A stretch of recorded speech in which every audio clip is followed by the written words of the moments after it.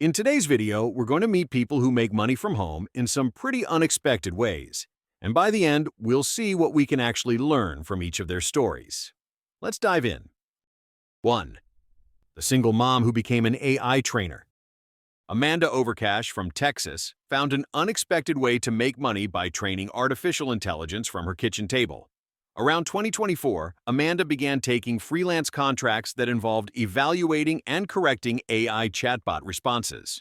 Her tasks included reviewing answers, rating their accuracy, flagging errors, and helping models learn how humans actually communicate. The work was done remotely through AI data platforms that recruit everyday people to train and improve machine learning systems. In less than 3 weeks, she earned nearly $8,000, with some tasks paying up to $40 per hour.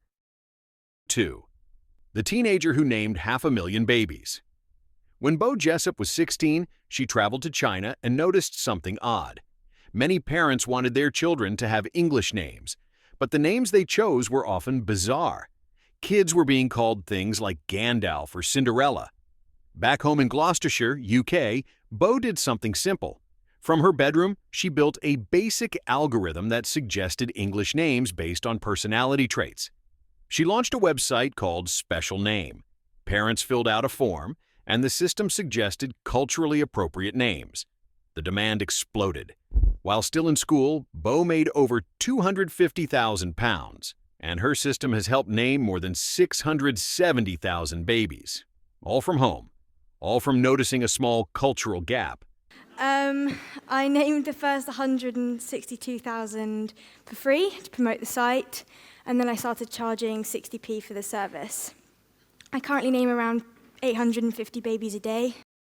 But if you think these things only happen in Asia, the next story will surprise you. 3. The luxury baby name consultant. In California, Taylor A. Humphrey created a consulting business to help parents choose names for their babies. From her home office, she studies families, analyzes genealogy, values, legacy, and even the business interests of parents. Then she designs a name that fits the brand of the family. Her service, What's in a Baby Name, is positioned as luxury consulting.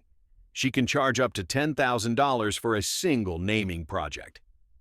Taylor started simply, posting short videos about name meanings on TikTok, filmed from her bedroom. The audience grew. The clients followed. What began as content became consulting. I am a baby name consultant. It's not just celebrities who are looking for unique kind of standout names anymore. I think all parents are looking for the perfect baby name. 4. The college student who raised cockroaches. While most students were dealing with debt, Kyle Candillian was breeding cockroaches. From his bedroom, Kyle founded Roach Crossing, raising more than 130 species of rare roaches. Collectors, researchers, and exotic pet owners paid for them. Some species, like the rhinoceros cockroach, sell for up to $150 each.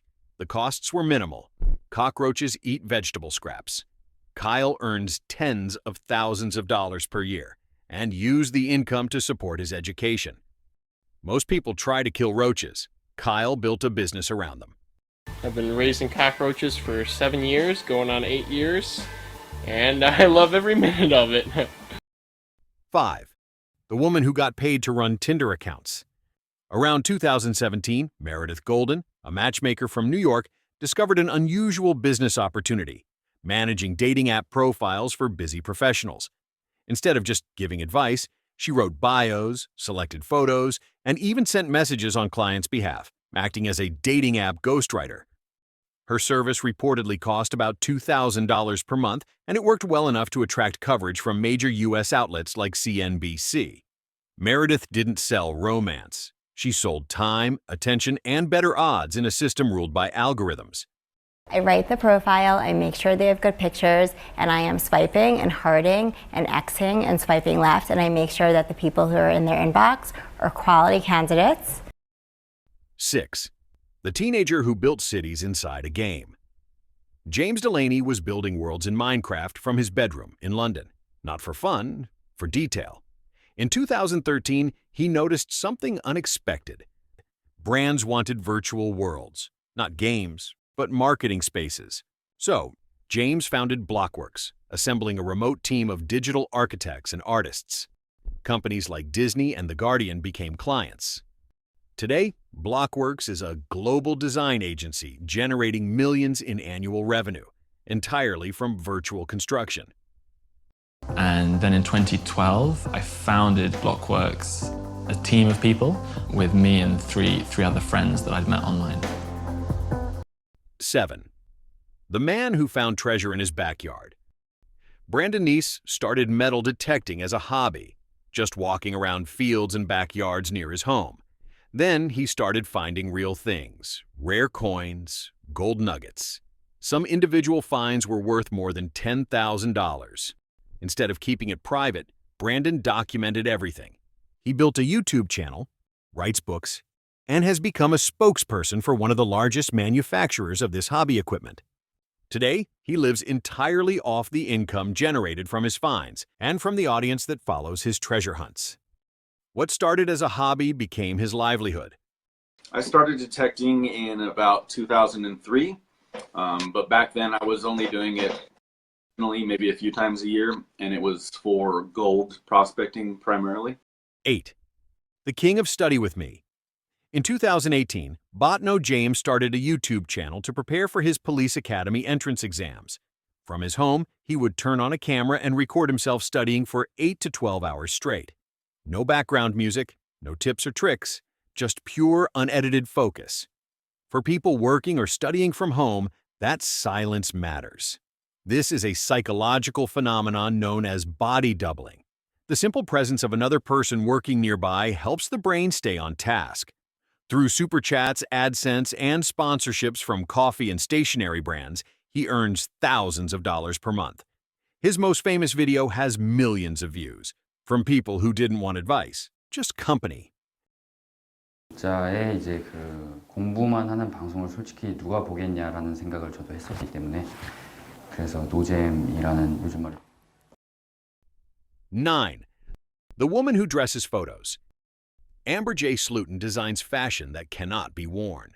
In 2019, working from her computer at home, she created a digital-only dress called Iridescence.